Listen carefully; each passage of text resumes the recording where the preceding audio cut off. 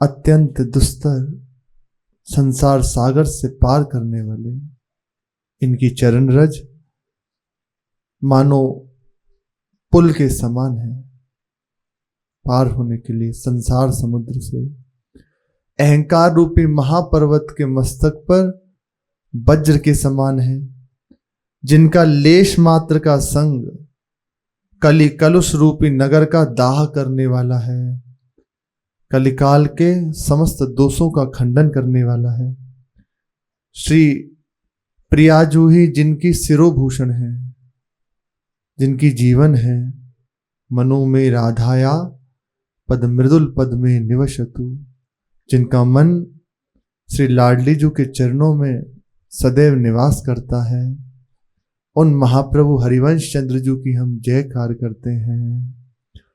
रमण जयन नृत्योद भ्राम को ताल पूरा, तदति ललित कुंजा दाग्ययारादुपेत्य, ललित भजन देहे मानुषे स्वेश्वरो तो, सजयति हरिवंशो लब्धवान यः समक्षम, सजयति हरिवंशो लब्धवान यः समक्षम। अपने प्रियतम को बस में करने वाले उद्दाम नृत्य से पूरित हैं।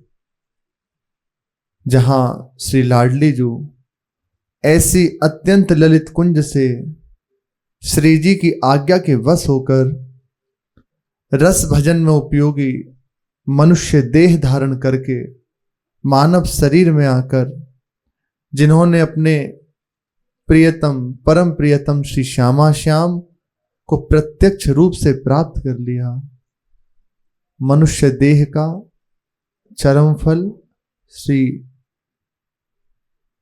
परमानंद स्वरूप अखिल गुणों के निधान आराध्य है, परमाराध्य है, श्री श्यामा श्याम इनकी प्राप्ति कर लेना है। तो मानो महाप्रभु इस मनुष्य देह को धारण करके लीला दर्शा रहे हैं कि सबसे पहला कार्य एक ही है, भगवत साक्षात्कार।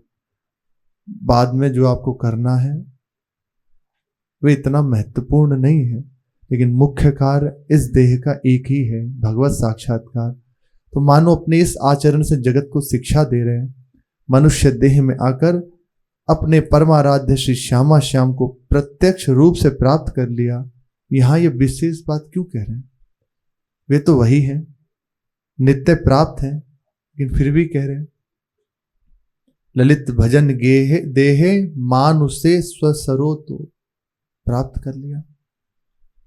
आचार्य है, आचरण करके दिखा कि इस देह का चरम फल यही है, भगवत प्राप्ति। अन्य कार्य वे तो हो ही रहे, जैसे कर्म बने हैं निश्चित निश्चित वे आपको करना है। शुभ तो शुभ आपके सामने उसका भोग है, अशुभ बने हैं तो अशुभ भोग है। ना कोई किसी को दुख दे सकता है, ना कोई किसी को सुख दे सकता है कि हम बहुत दुखी हैं, अमुक हमें बहुत दुख दे रहा है। कोई किसी को दुख नहीं दे रहा। अनंत जन्मों में ऐसे कर्म बने हैं तो उन्हीं का भोग आप भोग रहे हैं। एक ही परिवार है, सगे भाई हैं, एक बहुत समृद्ध है और एक बिल्कुल किसी लायक नहीं है समाज की दृष्टि से। तो क्या पिता ने कोई उसमें भेद किया है? नहीं, बस उसके पूर्व के संस्कार ऐसे हैं, कर्म ऐसे हैं, जिसका आज वह सुख प्राप्त कर रहा है, और दूसरे के वैसे ही कर्म संस्कार हैं जिनको वह दुख रूप से भोग रहा है, सब कुछ होते हुए भी। इसलिए दुख सुख के लिए या अन्य किसी कार्य के लिए चेष्टा करना, उसको कि सुख प्राप्त करने के लिए क्या कार्य करूं, दुख हटाने के लिए क्या करूं, ये कुछ नहीं करना। एक ही कार्य कर लो, भगवत प्राप्ति इस मनुष्य देह का चरम फल है। तो मानो महाप्रभु आचार्य रूप धारण करके भक्त रूप धारण करके ये दिखा रहे हैं कि सबसे पहला कार्य कर लिया, अपने आराध्य अपने प्रियतम श्री श्यामा श्याम को प्रत्यक्ष रूप से प्राप्त करना है। उन महाप्रभु हरिवंश चंद्र जी की हम जय जयकार करते हैं। श्री महाप्रभु हरिवंश चंद्र जी महाराज की जय। हरिवंश नाम अति चारु है, सर्वसार आधार, जहां लो रस रसिकन कहे, याही को विस्तार, याही को विस्तार। हरिवंश नाम अत्यंत सुंदर है, महाप्रेम में है, सब का आधार है, समस्त सार का सार है। हरि वंश तो मानो मूल है, हर लीला का, हर कार्य का, हर बात का ये मूल है। जब प्रेम का मूल ये नाम है तो और किसी की बात क्या करें। सेवक जी कह रहे हैं कि प्रेम प्राप्ति का सहज उपाय हरिवंश नाम है, प्रेम मूल यह नाम है, तो अन्य और कुछ सबका सार हरिवंश नाम है। जहां तक रसिकों ने रस का वर्णन किया है, लाखों पद हैं, लाखों, इस श्लोकों में पदों में अनेकों वर्णन है, बहुत विशाल वर्णन है जो अभी प्राप्त है और कितना तो नष्ट कर दिया गया। लेकिन भगवान के सिवा कौन है। भगवान जब चाहते हैं तभी महाप्रलय होती है। कितना भी कुछ कर लो, सूरज जब निकलना है, जब निकलता है तभी प्रकाश होता है। कितना भी कोई प्रयास कर ले, ना अंधकार कर सकता ना प्रकाश कर सकता। हाँ, अपनी मति को हम गिराकर अपना नुकसान जरूर कर लेते हैं। यहां एक ही कार्य करना है। यद्यपि एक बात कही जाती है कि स्वार्थ ठीक नहीं होता, पर एक कार्य के लिए स्वार्थी होना परम आवश्यक है। बहुत यदि बात समझे तो काम की बात है, बहुत अपने उपयोग की बात है। अपनी जो जीवन की मूल बात है भगवत प्राप्ति, उसमें आपको स्वार्थी होना पड़ेगा। सबको सुख देंगे, सबकी सेवा करेंगे, सब जैसे प्रसन्न हो हम वैसा कार्य करेंगे, सबकी सहेंगे, लेकिन हमारे जीवन का परम लक्ष्य भगवत साक्षात्कार है, इस बात से नहीं हटेंगे। अब जैसी भी परिस्थिति आ जाए तो हमें सत्संग के द्वारा भगवत कृपा से जो प्राप्त विवेक है उसके द्वारा अपनी इस भगवत प्राप्ति रूपी बात को बचा ले जाना। इसमें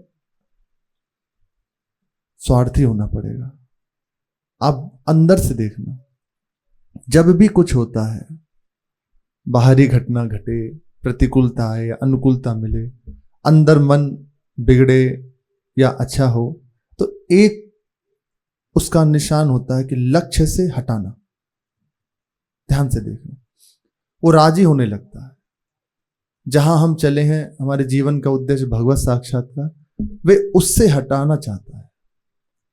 उद्देश्य ही है जो कुछ भी सहन करने की सामर्थ्य प्रदान करता है। केवल उद्देश्य है। सोचो, हम यहां आराम से बैठे हैं, कोई ऐसे स्थान भी हैं जहां केवल बर्फ का ही स्थान है और जो वहां सेवा में है सह रहे हैं, और कुछ ऐसे स्थान भी हैं जो भयानक, यहां तो इतनी गर्मी नहीं है, वहां पहाड़ों की गर्मी कैसा कष्टप्रद होगा, लेकिन सह रहे हैं। क्या है? हृदय में एक उत्साह है। उत्साह कैसे प्राप्त हो रहा है? उद्देश्य से। उद्देश्य क्या है कि मैं जिस क्षेत्र में हूं उसमें चूक नहीं करूंगा। मेरा लक्ष्य है अपने कार्य को पूर्ण रूप में ठीक करना, बस। अब चाहे मेरे प्राण छूट जाए, इससे नहीं हटूंगा। सब कुछ तो है ना, उनके घर है, परिवार है, मित्र है, लेकिन अपने उद्देश्य पे दृढ़ है और देखा भी गया है आज तक। जो अपने लक्ष्य पे दृढ़ हो गया, भले समाज ने उसे तिरस्कार किया, उसको तरह तरह से फटकारा, उसकी हंसी उड़ाई, लेकिन आगे चल के उसी के द्वारा कुछ हुआ, वो जगत पूज्य हो गया जिसने दृढ़ लक्ष्य कर ले।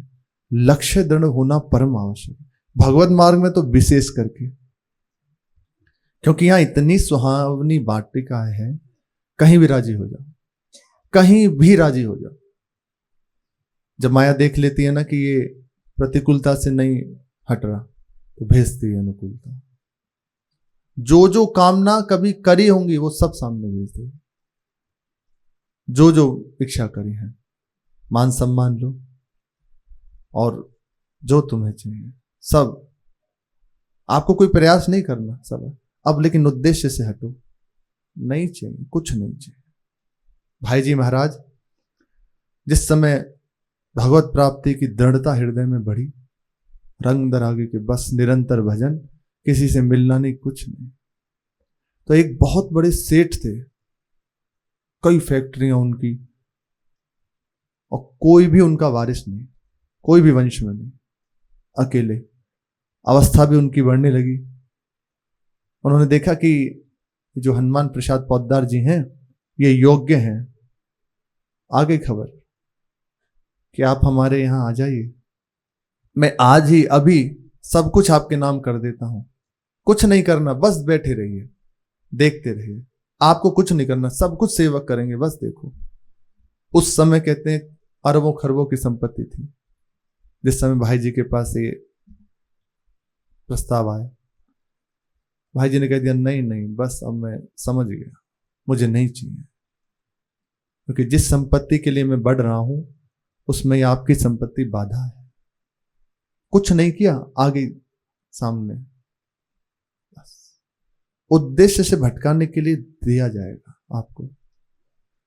जिसने उद्देश्य को पकड़ लिया, और अंदर से कई बार एक विचार होता है कि हमारा तो भजन इस कोटि का नहीं है, मतलब हम सुनी हुई बात करें तो क्या मुझे मरने के बाद प्रभु मिल जाएंगे? अरे इसमें संशय है। पुत्र के बहाने, भाव से नहीं, मृत्यु के समय नारायण नाम पुकार लिया। विचार करो, पुत्र के बहाने मृत्यु के समय भय से युक्त होकर, भगवत भाव से नहीं, नारायण नाम पुकारा तो फांसी काट दी तत्काल यम के दूतों की, भगवान के पार्षदों ने। इससे बड़ी नाम की नहीं, एक नाम त्रैलोक ही तार है। अब जो हमसे चूक हो रही है उसको संभालने के लिए निरंतर भजन हो। जो अद्भुत बात है, इन्हीं नेत्रों से सब लीलाओं का दर्शन हो, इन्हीं नैनन सब सुख देखें, अपनों जन्म सफल करी लेखें। इसी नेत्रों से उन दिव्य लीलाओं का आस्वादन हो। ये आचार्य इसीलिए तो कृपा करके प्रकट हुए हैं, संत जनों ने इसीलिए तो स्वीकार किया है। ये अंदर से संशय हटा देना चाहिए, बना रहता है, निश्चित बना रहता है पक्का, कि हमारा इतना भजन तो है नहीं और ऐसा ऐसा, तो क्या मुझे मरने के बाद तो श्री जी मिल जाएंगे ना। कभी महाराज जी के सामने तो प्रार्थना ये कभी बात ना करें, क्योंकि हमारे महाराज जी का हृदय बहुत सुकुमार है, बहुत सुकुमार है। जहां ये बात उनके सामने की वो चिंतित हो जाएंगे इस बात से, कहेंगे कि अभी आपको विश्वास नहीं है। अच्छा, आप विश्वास ना भी करो तब भी होगी, इसमें कोई संशय नहीं, पर विश्वास कर लेंगे तो आपका हृदय शीतल हो जाएगा। आप एक बेपरवाह हो जाएंगे, जिसकी कही जाती है, एक बेपरवाही आ जाएगी। तो कभी जैसे बात हो ना, कभी मन करे कि अरे हम तो ऐसे हैं, हमारे से तो ऐसी गलतियां हो रही हैं, या ऐसा हृदय निरंतर भजन आदि कुछ नहीं होता, फिर हमें कैसे? तो हम अपने बल से थोड़ी मार्ग में आए हैं, हम तो भगवत कृपा से इस मार्ग में आए हैं, उनकी कृपा से। जब ये बात आ गई तो आगे की बात भी आ जाएगी। प्रभु का आज तक इतनी बात सुनी गई है, वे अपनी करुणा से मिलते हैं, बस निश्चित मुझे मिल जाएंगे। कुछ चाहिए नहीं, मेरे पास कुछ है नहीं, मैं किसी योग्य नहीं, उन्हें कोई योग्यता चाहिए नहीं, तो निश्चित मुझे मिलेंगे, अपनी कृपा से मिलेंगे, मेरे भजन साधन से नहीं। भगवान किसी के बस में थोड़े, सर्वतंत्र स्वतंत्र परम तंत्र है प्रभु, अनंत है। उन्हें किससे बांधोगे? प्रेम से बन जाते, दैन्य होकर जो पुकारता है उसके अधीन हो जाते। एक बात कही थी कि भगवान किसी की आशा नहीं तोड़ते, भरोसा नहीं तोड़ते। और महाराज जी भी आज कह रहे थे कि भरोसा आप दृढ़ कर लीजिए, निश्चित प्रभु निर्वाह करते हैं, निश्चित। कैसे भी परिस्थिति आ जाए, कभी उसके भरोसे को नहीं छोड़ते। देखो आज प्रसंग जब सुना रहे थे तो उसमें क्या था, गुरु के वचनों पे भरोसा हो गया बस, और बैठ गया धत कपोचन धत कपोचन। अब वो गुस्से में बोला है कि कहाँ है, कहीं कहीं पड़े होंगे देख लो। कह रही सर्वज्ञ है, दर्शन हो गया, बात पकड़ ली। कुछ बातों को अंदर हृदय में लिख लो, जैसे होता है ना कि शिल्प पे लिख दिया गया वो मिटेगा नहीं, ऐसे ही वो तो मिट सकता है, हृदय पे लिख लेना चाहिए। मैं प्रभु का हूं, प्रभु मेरे हैं। पहली बात, मुझे निश्चित प्रभु मिलेंगे, मेरी किसी योग्यता या अयोग्यता से नहीं, अपनी कृपा से, क्योंकि उन्होंने मुझे स्वीकार किया है। ये सब बानक बनाए हैं, निश्चित। और रही बात इन विकारों की हटाने की, निरंतर भजन कराने की, तो वो मेरे से करा लेंगे। इन बातों को हृदय में लिख लेना चाहिए। कोई समझाए, अरे स्वयं प्रभु कहे ना, आप कहें सतबार महेशो तजू न नारद कर उपदेशो। आप कहें सतबार महेशो, स्वयं प्रभु आकर कहें, हमारे आराध्य देव आकर कहें कि अरे तुम्हारी बात नहीं मानेंगे, तुम्हें हम स्वीकार नहीं करेंगे, तुम ऐसे हो, तुम कभी नहीं मिलेंगे। हाँ हाँ, नाचना चाहिए, मत मिलो। हमने कब कहा आपसे? हम आपका नाम जप करेंगे, आपका कीर्तन करेंगे, आपका उच्छिष्ट पाएंगे, आपकी लीलाओं का गायन करेंगे, आपके भक्तों का संग करेंगे, इससे ज्यादा हमें कुछ चाहिए नहीं। अरे परम पद है क्या? यही तो है। वहां भी जाकर यही करना है, यहां भी यही कर रहे हैं। कई बार जैसे उपासकों के हृदय में, सिद्ध महापुरुषों की नहीं कह रहे, उनके हृदय में आता है कि भगवत प्राप्ति हो गई या शरीर छूटने के बाद निकुंज चले गए, तो फिर ऐसा आनंद हो पाएगा? वहां तो वही हो गए, आप तो बैठे हैं, तड़प रहे हैं, उनके लिए मिलने की विकलता हो रही है। और ऐसा, यद्यपि ऐसा नहीं है, वो एक भावना आई है उसके हृदय में। उपासक का हृदय ना, तो नई नई एक तरंग उठती है, जैसे जैसे प्रभु से चित्त जोड़ते हैं।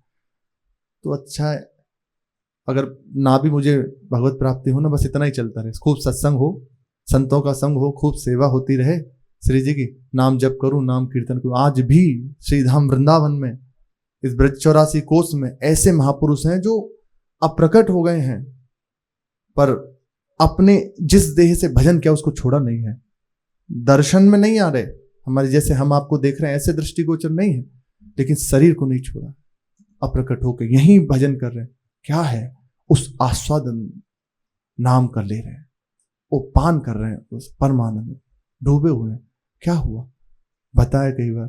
श्री विजय कृष्ण गोस्वामी जी महाराज गिरिराज जी की परिक्रमा कर रहे थे, तो रात्रि में देखा नेत्र और जीव्या ऐसे चली आ रही है सामने से, और कुछ नहीं, बस इतना। देखते ही साष्टांग प्रणाम किया, जान गए कोई सिद्ध महापुरुष है, कोई ये अव्यक्त महापुरुष है। बस यही दिख रहा है, दिव्य तेजों में नेत्र, भगवत अनुराग में छके हुए, और वाणी निरंतर नाम का रटन कर रही है, उच्चारण कर रही है। प्रणाम किया और प्रार्थना करी कि मैं आपका परिचय जानना चाहता हूं, आप कौन हैं? तो बताया कि मैं 10,000 वर्ष से इसी श्रीधाम वृंदावन में रह रहा हूं, यहीं भ्रमण करता रहता हूं। द्वापर की समस्त लीला मेरे नेत्रों के सामने हुई है। 5,000 वर्ष पूर्व, 5,500 वर्ष कहे जाते हैं, 10,000 वर्ष हो गए मुझे, मेरे नेत्र चिदानंद में हो गए लीलाओं का दर्शन करते करते। और नाम का ऐसा आस्वादन जिव्या को मिला कि जिव्या चिदानंदमय हो गई है। मैं एक क्षण नाम नहीं छोड़ सकता, भगवत इच्छा से शरीर तो छूटा, पर ये चिदानंद में हो गया, मैं कुछ और नहीं चाहता। वे कह रहे हैं जब वस्तु मिलने लगती है ना, कब निकुंज बुलाए, वे आपकी राजी है, हमें नहीं चाहिए, आप सुखी रहो, प्रसन्न रहो, हाँ मैं आपको ना भूलूं। उद्धव जी भगवान से प्रार्थना करते हुए कहते हैं, उद्धव गीता है ना वहां, प्रभु मुझे इस जो अपार माया है, जिसका ऐसा वर्णन किया जाता है शास्त्रों में, वेदों में, कि अत्यंत दुस्तर है, अत्यंत प्रचंड है, बहुत बलशाली है, हम आपसे एक बात कहें, हमें आपकी इस माया से भय नहीं है। भगवान से कह रहे हैं, जिनकी माया है, जिनकी मुस्कान ही माया है, उनसे कह रहे हैं श्री उद्धव जी महाराज, मैं प्रभु आपसे सच्ची बात कहूं, हमें आपकी उस माया से भय नहीं है। भगवान ने कहा क्यों, तुम्हें भय क्यों नहीं है? जिस माया से बड़े बड़े डरते हैं, जो माया बहुबार नचावा, तासु चरित लखी पार न पावा, से बिरंच का मोह ही को है बपुरा आन। तुम क्यों भयभीत नहीं हो रहे? बोले प्रभु हमारे पास एक युक्ति है, हमें एक अद्भुत बात मिल गई है, इसलिए हम भयभीत नहीं हो रहे। उन्होंने कहा क्या बात मिल गई है? हमें आपका उच्छिष्ट पाने को मिलता है, आपका नाम रटन करने को मिलता है।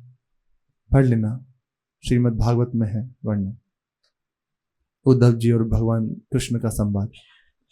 वे जब कह रहे हैं, वहीं श्री उद्धव जी के वचन है, हम आपके प्रसादी वस्त्र पहनेंगे, आपका भोग लगा हुआ प्रसाद पाएंगे, आपका नाम कीर्तन करेंगे, आपके प्रेमियों का संग करेंगे, आपकी चर्चा सुनेंगे और आपकी चर्चा कहेंगे, तो हमें आपकी इस दुस्तर माया से तरने का कोई भय नहीं है, बिल्कुल भय नहीं है।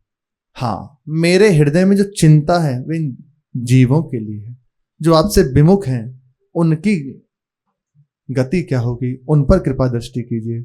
श्री प्रहलाद जी महाराज भगवान नरसिंह देव से भी यही प्रार्थना करें, प्रभु मुझे कुछ नहीं चाहिए, मेरे पास आपका नाम है, आपके प्रेमी जनों का संग है, मुझे कुछ नहीं चाहिए। चाहिए क्या? कुछ नहीं चाहिए, आप सुखी रहो, प्रसन्न रहो।